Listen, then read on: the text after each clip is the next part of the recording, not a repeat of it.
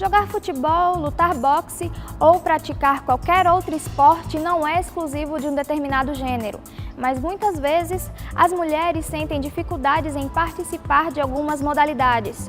Hoje você vai conhecer os resultados de uma pesquisa que analisou como a mulher se insere, atua e permanece na vaquejada e no ciclismo. Confira agora no Ciência no Semiárido.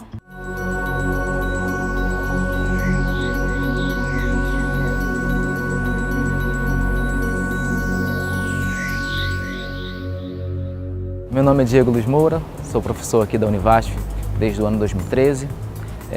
Venho atuando no Colegiado de Educação Física, que é a minha área de formação, e venho orientando trabalhos no mestrado no programa de pós-graduação em Educação Física e no programa de pós-graduação em Psicologia. E essa pesquisa que a gente está discutindo aqui hoje, ela foi desenvolvida junto do programa de pós-graduação em Psicologia e ela tem como objetivo, ela surge dentro de um debate maior, que é o debate de gênero, que é um debate que busca refletir a necessária relação de igualdade que se dá entre homens e mulheres. E essa relação de igualdade ela deve ser refletida sobre diferentes campos sociais. Então, nesse projeto, nós buscamos olhar especificamente o campo das práticas esportivas e das práticas corporais como um todo. Sempre quando a gente remete esse olhar, a gente busca identificar como que se dá a relação de acesso, de permanência e de participação das mulheres. E o esporte ele tem uma característica, né? Se a gente pegar alguns autores do campo da sociologia do esporte, como Norbert Elias e Eric Dani, eles vão discutir que o esporte é uma mímese da guerra, né? Ele reproduz alguns aspectos. E o campo da guerra é um campo que era de área predominantemente masculina. Por isso que, de alguma forma, todos os esportes, ou a grande maioria deles, tem uma representação como uma área masculina. Bom, e essa representação ela vai trazer junto uma série de estereótipos, né? E esse projeto maior nós começamos a investigar dois espaços bem específicos. Um primeiro espaço foi o espaço da prática da vaquejada. Como a gente sabe, a prática da vaquejada ela tem um apelo regional muito forte e traz consigo também uma representação de masculinidade da figura do vaqueiro. Todavia, existe um número expressivo de mulheres que participam dessas práticas. A outra pesquisa que nós fizemos, fomos investigar um grupo auto-organizado de mulheres que praticam ciclismo urbano. A nossa curiosidade surgiu, né, quando a gente pega alguns autores do campo da sociologia, como Roberto da Mata, ele vai mostrar que, de alguma forma, principalmente se a gente analisar por um paradigma mais patriarcal, né, o papel da mulher sempre foi o papel da casa.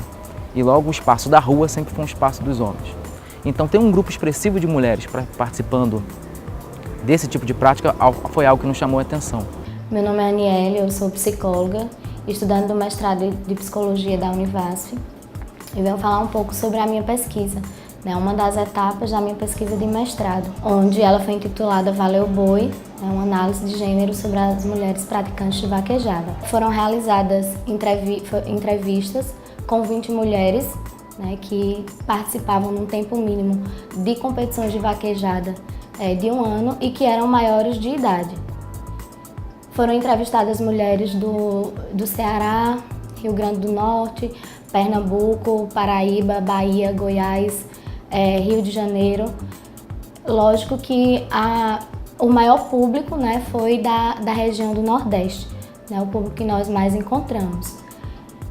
A partir da Associação Brasileira de Mulheres Vaqueiras, né, que é a ABRAVA, nós contactamos a primeira mulher praticante de vaquejada, que posteriormente indicou as demais. As entrevistas elas aconteceram por chamada de vídeo, né, onde eu contactei as entrevistadas e aí adicionei ao Facebook, né, por ser uma ferramenta que hoje em dia todo mundo tem acesso.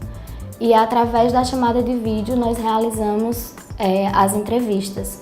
E aí dentro das perguntas estavam essas questões relacionadas à inserção dela, o contato delas com a prática, levando em consideração que quando nós temos as tropas femininas, que são essas regulamentadas, né, pelo circuito da ABRAVA, obrigatoriamente, né, nós temos o batisteira, que no caso é aquele vaqueiro que vai ao lado, pega o rabo do boi, passa para o puxador, né? Essa é a função do batisteira. E nós temos o puxador, que é aquele que vai pegar no rabo do boi e ele tem que derrubar esse animal, né, entre duas faixas. E aí, no caso, o batisteira também, nesse momento, tem que ajudá-lo a não deixar o boi passar desse limite.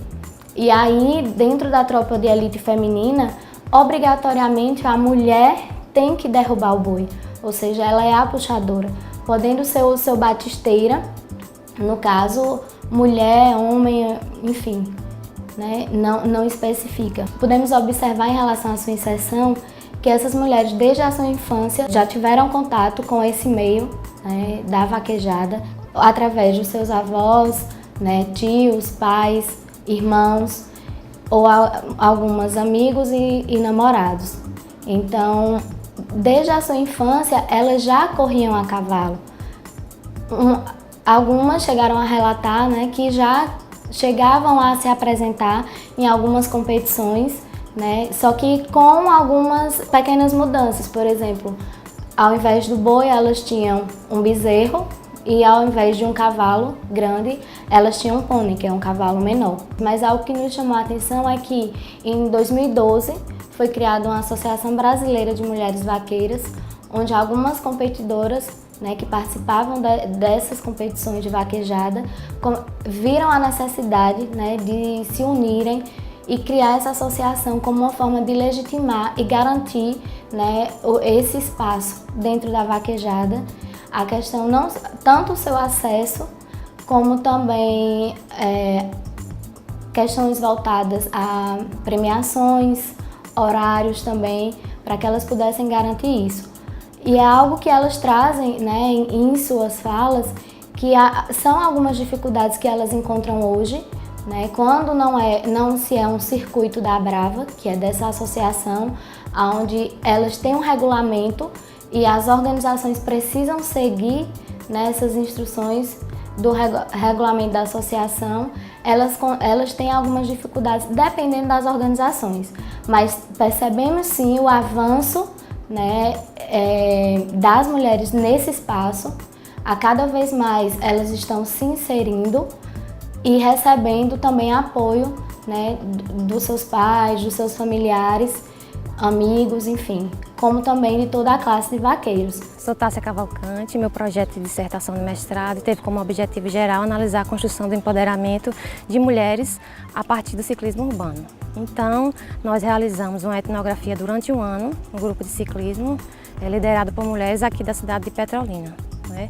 E acompanhamos diariamente esse grupo nos eventos que eram realizados, nos pedais, que eram o termo nativo utilizado para designar esses deslocamentos que são feitos com bicicleta, e também outros eventos realizados na cidade.